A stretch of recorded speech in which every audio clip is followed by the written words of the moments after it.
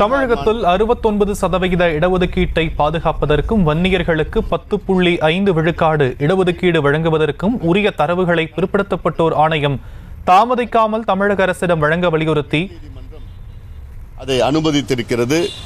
அதேபோன்று தமிழ்நாட்டில் உடனடியாக எடுக்க வேண்டும்.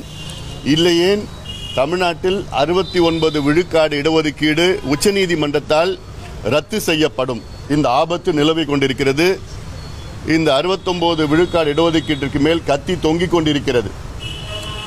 2010 உச்சநீதிமன்றம் இந்த வழக்கு போன பிறகு உச்சநீதிமன்றம் தலைமை நீதிபதி அவர்கள் 2010 தமிழ்நாட்டிற்கு ஏன் 69 விழுக்காடு இடஒதுக்கீடு கொடுக்க வேண்டும், இன்னும் ஓராண்டிற்குள் தமிழக அரசு ஜாதிவாரி கணக்கெடுப்பு நடத்தி டேட்டாவை தரவுகளை கொண்டு வர வேண்டும், ஓராண்டிற்குள் கொண்டு வர வேண்டும் என 2010 உச்சநீதிமன்றம் தீர்ப்பு கொடுத்தார்கள்.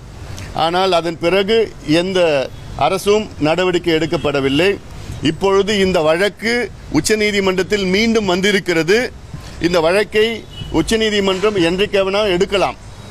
எடுத்தார்கள் என்றால் அவர்கள் கேட்கின்ற முதல் கேள்வி, தமிழ்நாட்டிலே டேட்டா இருக்கிறதா, தரவுகள் இருக்கிறதா, ஏன் 69 விழுக்காடு தொடர வேண்டும் என்று தரவுகள் இருக்கிறதா என்று கேட்பார்கள். நிச்சயமாக இல்லை. பழைய தரவுகள் தான் இருக்கிறது, புதிய தரவுகள் இல்லை. இதற்கு முதலமைச்சர் அவர்கள் உடனடியாக இந்தியன் ஸ்டாட்டிஸ்டிக்கல் ஆக்ட் படி சர்வே எடுக்க வேண்டும். முதலமைச்சர் சொல்றாரு எங்களுக்கு அதிகாரம் இல்லைன்னு. அது தவறானது. அது சட்டமன்றத்துக்குள்ள சொல்றது இன்னும் தவறானது. தமிழ்நாடு அரசுக்கு முழு அதிகாரம் இருக்கிறது. இந்த அதிகாரம் இருக்கிறது என்று உச்சநீதிமன்றம் அவர்கள் தீர்ப்பில் 2 முறை சொல்லியிருக்கின்றார்கள்.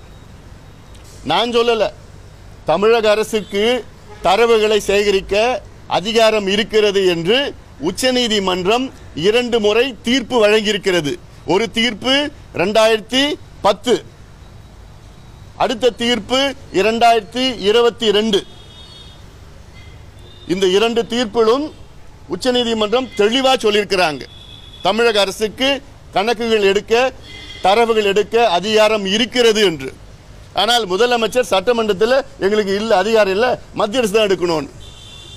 மத்திய அரசு எடுக்கிறது சென்சஸ், நாங்கள் கேட்கறது சர்வே. எது எடுத்தாலும் கணக்கெடுப்பு தான். சர்வே எடுத்தாலும் கணக்கெடுப்பு தான், சென்சஸ் எடுத்தாலும் கணக்கெடுப்பு தான். சென்சஸ் எடுத்தால் கணக்கெடுப்பு முழுமையாக வராது. இது தேசிய மத்திய அரசு எடுக்கிறதுனா அந்த கணக்கெடுப்பு முழுமையாக வராது. நாங்கள் கேட்குறது சர்வே எடுத்து மாநில அரசு எடுத்தால் தான் அது முழுமை அடையும். இப்போ ஒரு உதாரணம், மலைக்குறவர் சமுதாயம் இருக்கு. இந்த மலைக்குறவர் சமுதாயம் தமிழ்நாட்டில் எத்தனை பேர் இருக்கிறாங்க இன்னைக்கு வரைக்கும் தெரியாது. அவங்க என்ன நிலையில் இருக்கிறாங்கன்னு தெரியாது. மத்திய அரசு கணக்கெடுப்பு நடத்தினாங்கன்னா மொத்தம் எத்தனை பேர் மலைக்குறவர் இருக்கிறாங்க தான் தெரியும். ஆனால் மாநில அரசு எடுத்தாங்கன்னா, சர்வே எடுத்தாங்கன்னா அந்த மலைக்குறவர்களுக்கு வீடு இருக்கா, படிச்சிருக்கிறாங்களா, எத்தனை பேர் வேலைக்கு போயிருக்கிறாங்க, எங்கெங்க இருக்கிறாங்க, அரசு வேலையில் எத்தனை பேர் இருக்கு, நிலம் இருக்கா, எல்லாமே எடுக்கிறது சர்வே.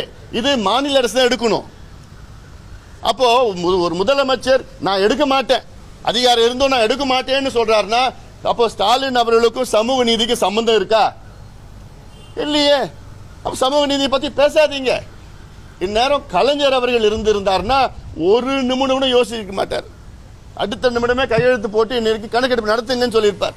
ஏன்னா கலைஞர் அவர்கள் உண்மையிலே சமூக நீதி உணர்வு அதிகம் இருந்தது. ஆனால் அவருடைய மகன் ஸ்டாலின் அவர்களுக்கு சமூக நீதி உணர்வு இருக்கா இல்லையான்னு எங்களுக்கு சந்தேகமா இருக்கு. அவரை பார்க்குறப்பெல்லாம் ஒரு முறை நான் இது வரைக்கும் 3-4 முறை பார்த்துருக்கிறேன். பார்க்குறப்ப நிச்சயமா நாங்கள் செய்வோம் நிச்சயமா செய்வோம்னு சொல்லியிருக்கிறார்.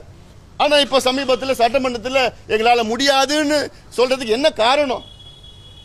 கடந்த 2 ஆண்டு காலமாக நாங்கள் பார்த்துருக்குறோம். எங்கள் மருத்துவர் ஐயா பார்க்குறாரு, நாங்கள் எங்களுடைய சட்டமன்ற உறுப்பினர் பார்க்குறப்பெல்லாம் நிச்சயமாக நாங்கள் செய்வோம், கணக்கெடுப்பு நிச்சயமாக நடப்போம், கொடுப்போம் எல்லாம் சொல்கிறாரு. ஆனால் இப்போ கடந்த மாதம் சட்டமன்றத்தில் எங்களால் முடியாது, அதிகாரம் இல்லைன்னு சொல்றதுக்கு என்ன காரணம்னு எங்களுக்கு புரியல. அதனால இன்னைக்கு நாங்கள் பார்க்க வந்தது பேக்வர்ட் கிளாஸ் சேர்மன் கமிஷன் சேர்மனை பார்த்து அவர்கிட்டயும் வலியுறுத்தி இருக்கிறோம். என்னன்னு வலியுறுத்தி இருக்கிறோம்? 69 விழுக்காடு இடஒதுக்கீடை காப்பாத்துங்க, 10.5 இடஒதுக்கீடு கொடுங்க. ஏன்னா அவருக்கும் தெரியும், அவர் நீதியரசர், ஓய்வு பெற்ற நீதியரசர், அவருடைய சட்டங்கள் எல்லாம் தெரியுது.